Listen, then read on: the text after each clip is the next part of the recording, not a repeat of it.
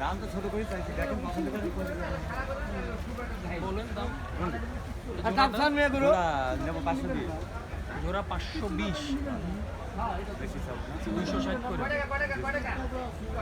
আপনি দাম বলেন, দাম